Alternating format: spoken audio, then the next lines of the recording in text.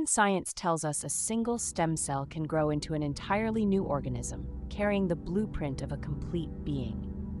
If a single cell holds such potential, isn't it plausible that the human body itself could be a microcosm, a miniature universe brimming with mysteries?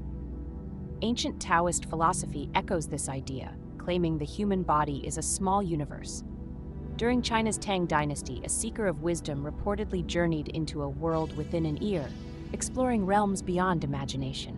Grab a cozy seat and a warm cup of tea. Join Real World Channel as we unravel this captivating tale of mystery and wonder.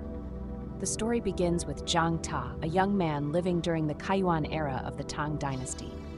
While wandering the outskirts of Chang'an near Hudu, Zhang spotted an enigmatic old man riding a white-footed donkey, a deer-skin bag slung across his back. The man's serene face and extraordinary presence piqued Zhang's curiosity. "Where are you from, sir?"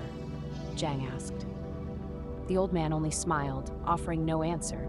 Persistent, Zhang kept probing until the old man snapped, "I've no mystic arts to teach you. I'm just a man who's lived long. Why mock an old soul?" With that, he rode off, but Zhang leapt onto his horse and followed. Eventually, both arrived at an inn to rest. Exhausted from the journey, Zhang invited the old man for a drink. "Join me for some wine, sir," he offered. The old man's eyes lit up. "That's my specialty. How did you know?" he exclaimed. After a few rounds, with the old man's mood noticeably brighter, Zhang humbly pleaded, "I'm young and ignorant, sir. Please share some wisdom to broaden my horizons." The old man leaned in. "I've seen tales from the Liang, Chen, and Tang dynasties, heroes, fools, peace, and chaos, all recorded in history. But today, I'll share something unwritten, something I've lived."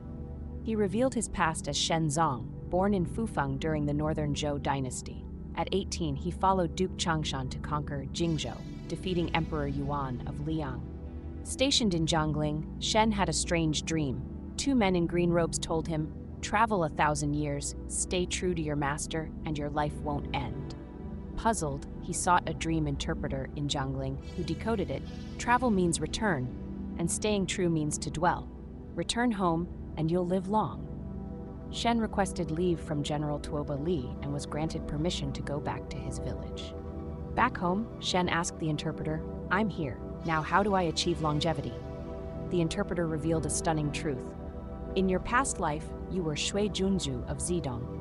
Shui, a master of Taoist arts, studied alchemy and rare texts, devouring 100 pages daily from classics like those of the Yellow Emperor and Laozi.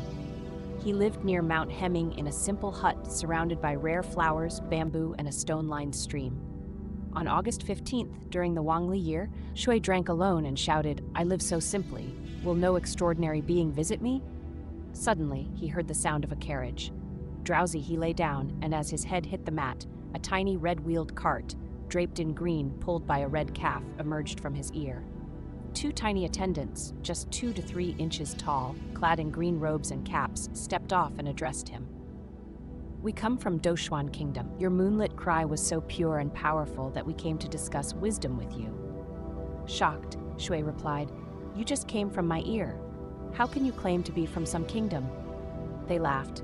'Douxuan Kingdom lies within our ears. How could we stay in yours?' Shui, skeptical, remarked, 'You're barely inches tall. How could a whole kingdom fit in your ear? Even if it did, its people must be as small as ants.' The attendant smiled. 'Our kingdom is no different from yours. Come see for yourself. If you stay, you'll escape the cycle of life and death.' One attendant tilted his ear and Shui peered inside, seeing a vast sky, lush flora, grand tiled buildings, flowing streams, and towering cliffs. He stepped into the ear and found himself in a magnificent city of towering castles and opulent halls, awestruck by its grandeur.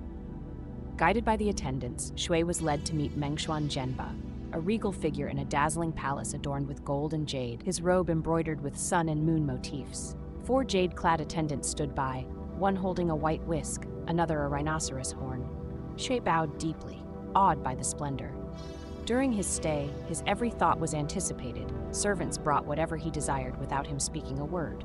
One day, gazing from a tower, he longed for home and penned a poem. Gentle winds carry warmth, fragrance fills the paths. I climb high and look far, but this beauty isn't my home. The attendants, reading his poem, grew furious. We thought you'd found peace, yet you cling to mortal desires. "What's so special about your homeland?" They expelled him, and Shui felt himself plummet, landing back in his world, falling from the attendant's ear. When he looked for them, they were gone. Neighbors later told him he'd been missing for 7 or 8 years, though to him, it felt like mere months. Soon after, Shui passed away, only to be reborn as Shenzong. The dream interpreter, revealing himself as one of the tiny attendants from Douxuan Kingdom, said, "Your past life's virtue let you visit our realm, but your worldly attachments kept you from eternal life. Swallow this talisman, and you'll live 1,000 years." A red silk ribbon flew from his mouth, which Shen swallowed. The interpreter vanished, reverting to his true form as an attendant. From then on, Shen never fell ill, traveling the world's sacred mountains. "I'm over 200 years old now," he told Zhang, "and my deerskin bag holds records of countless wonders." That night, Zhang drifted into a dreamlike sleep. When he awoke, the old man was gone. Days later, someone spotted him in a valley, saying, "Send my regards to Zhang Ta." Zhang searched but never found him again. This tale echoes our recent exploration of hologram technology, showing how the whole can be contained in the smallest parts. Could the human body truly be a mystical microcosm, holding universes within? As your tea cools, let's ponder this enigma together. Now for our Prophet's Corner. Thanks to viewer Hung Win's comment, we're diving into the importance of Earth's atmosphere. Hung wrote, "Sand is just Saturn's flesh. Without air, Earth's life would end." She's right.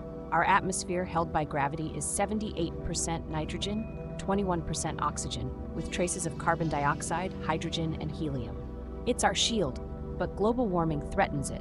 Without an atmosphere, oxygen vanishes, ending respiration for humans and animals. Oceans would evaporate under soaring temperatures, and meteorites would pummel Earth's surface, unburned by the missing atmospheric barrier. Imagine the chaos, measure the temperature then. Let's cherish and protect our beautiful planet. Thanks, Hung, for sparking this discussion, and to all of you for joining us. Share your thoughts below. What mysteries do you think lie within us or our world? Subscribe, stay curious, and enjoy a fantastic weekend.